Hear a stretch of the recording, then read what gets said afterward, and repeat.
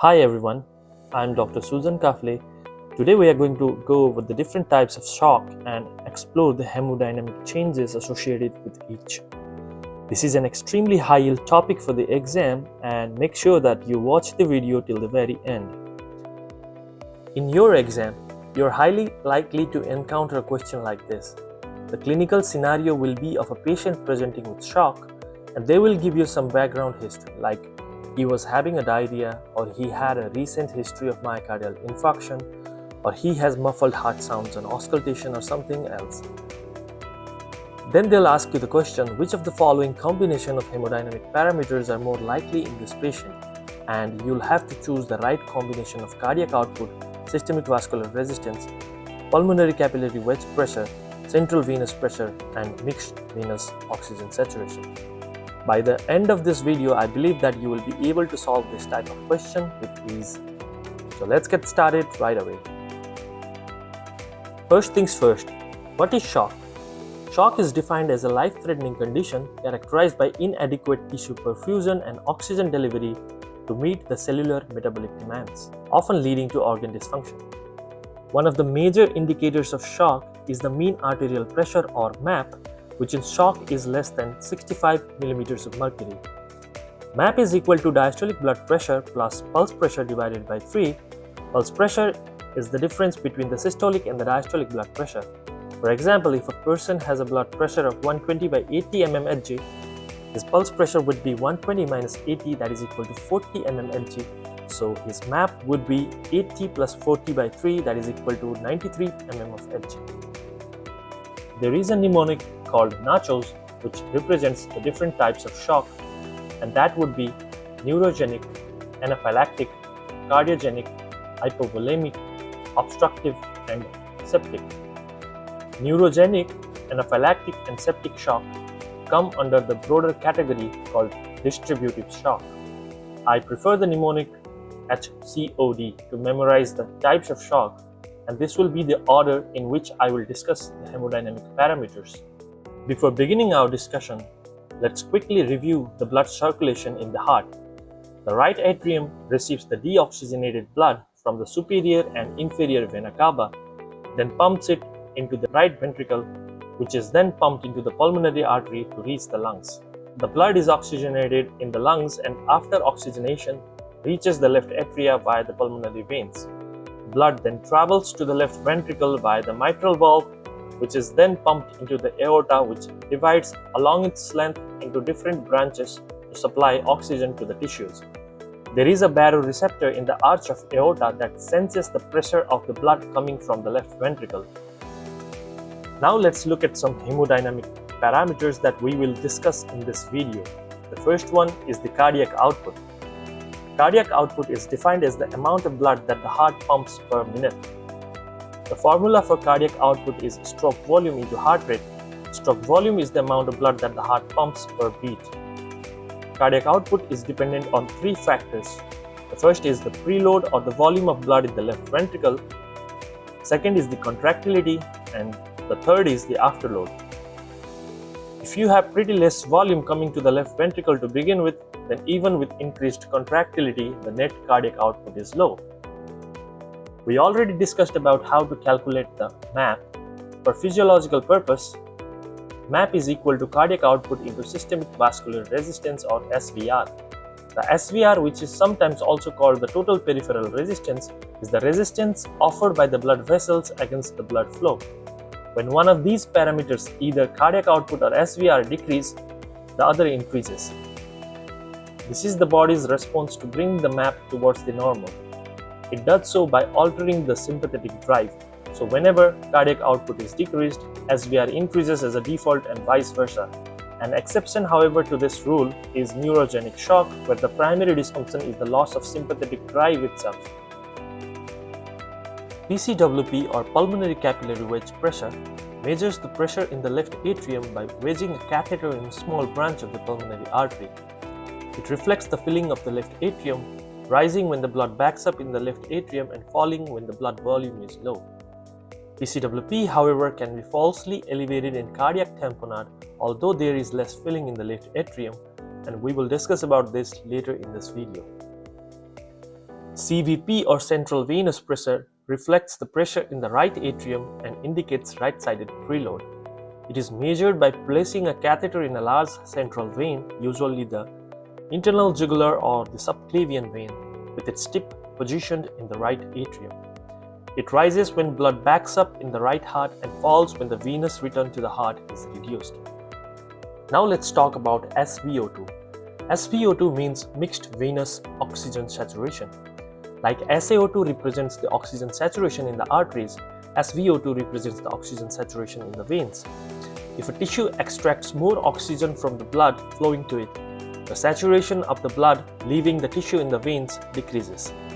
If the tissue cannot extract oxygen, as in septic and anaphylactic shock, the oxygen saturation in the veins increases. It is of absolute importance to begin solving the questions by catching a parameter that is primarily dysfunctional in a particular type of shock and then tracing all other parameters after that. Let's go through each types of shock one by one. The first one is the hypovolemic shock, which occurs when there is loss of blood or fluid, such as in hemorrhage, dehydration, or burns. Because there is less volume returning to the heart, the preload is decreased. As a result, cardiac output is decreased, which means that the baroreceptors sense less pressure and increase the sympathetic drive to the heart as well as the vasculature. The result is increased SVR and contractility. Now you might ask, why the cardiac output is decreased despite increased contractility?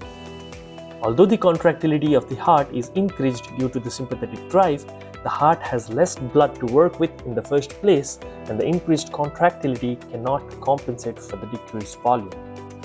Since we have less blood coming to the right atrium, CVP is decreased, and since the left atria also receives less blood, this results in less pressure and the PCWP is also decreased. At the level of the tissues, as they are getting less blood, they extract more oxygen from the available blood to meet their metabolic demands, decreasing the SVO2. Now let's discuss about the cardiogenic shock. This happens when the pump itself is not working properly. For example, in a massive myocardial infarction or severe heart failure. The left ventricle cannot pump enough blood and the cardiac output is hence decreased. Decreased cardiac output is sensed by the baroreceptors as a decreased MAP, which leads to increased sympathetic drive to increase the systemic vascular resistance. As the blood is not being pumped, it backs up in the left atrium, giving rise to increased PCWP, in the pulmonary vasculature, giving rise to pulmonary edema, and then in the right side of the heart, giving rise to increased CVP. The tissues again get less blood, and so, to meet their metabolic demands, they extract more oxygen from the available blood, decreasing the SVO2. The third on our list is obstructive shock. This occurs when something physically obstructs the blood flow. Common examples are pulmonary embolism, cardiac tamponade, and tension pneumothorax. The problem here is not in the pump itself, but an obstruction to blood flow. The preload is increased due to backup of blood in the right side to the point that the central veins cannot fully empty into the right atrium, and hence the CVP is increased. We have less blood coming to the right side, which means we will have decreased blood going to the left atrium and left ventricle as well. This leads to decreased PCWP and decreased cardiac output. Decreased cardiac output leads to an increased baroreceptor activation and hence the increased SVR. Again, the tissues try to extract more oxygen from the available blood and hence SVO2 decreases. But I want to highlight a point here. In cardiac tamponade, which is one of the causes of obstructive shock, although the PCWP is actually decreased, the catheter, however, may record falsely higher reading because the compression of the left atrium from outside may be recorded in the catheter as increased pressure. Finally, let's discuss about the distributive shock. This includes septic shock, anaphylactic shock, and neurogenic shock. The hallmark of distributive shock is massive vasodilation, which causes the systemic vascular resistance to drop. In distributive shock, because of the vasodilation, the blood that is pulled in the lower parts of the body cannot come back to the right heart, decreasing the preload and hence the CVP. Less blood on the right side of the heart means less blood on the left side as well, which leads to decreased PCWP. Now you would like to think that the cardiac output should also decrease in distributive shock. This is true in neurogenic shock where we lose the sympathetic drive itself, but in cases of septic and anaphylactic shock, the sympathetic drive is intact and it can compensate for the decreased volume by increasing the contractility. The other question you might have is, we have a similar scenario in hypovolemic shock where the heart is receiving less blood. So why doesn't this compensation occur there? Well, your point is valid, but that is how the hemodynamics in septic and anaphylactic shock changes. I'd like to think it this way. In hypovolemic shock, you have less volume throughout the body and there is no way the heart can fully compensate this. In septic and anaphylactic shock, however, the blood volume is normal. The blood from the lower body is not being able to come back because of the gravity pulling the blood there. However, we might be able to receive the blood from the upper body anyway. This is the way I prefer to remember this hemodynamic exception. Anyway, the cardiac output is increased in these two forms of distributive shock due to the sympathetic drive, whereas in neurogenic shock is decreased due to the loss of the sympathetic drive itself. In septic and anaphylactic shock, SpO2 is increased because the cells cannot use the oxygen in septic shock due to mitochondrial dysfunction, and in anaphylactic shock, due to the capillary leakage, the surrounding areas of the tissues become flooded with fluid, impairing the oxygen diffusion. However, in neurogenic shock, SpO2 is like in other forms of shock where there is no any dysfunction at the level of the tissues and they tend to extract more oxygen from the less blood flowing to them. This table summarizes the things that we discussed in this video. I believe that this will help you solve all the types of up-down arrow questions regarding shock. If you can know the primary parameter that is deranged, you can trace all other parameters from there and it becomes much easier to answer exam questions quickly and confidently. Now I have a question for you. You can write your answer in the comments section. Thank you for watching. If you found this video helpful, don't forget to like, share and subscribe to the channel for more high yield content. I'll see you in the next video.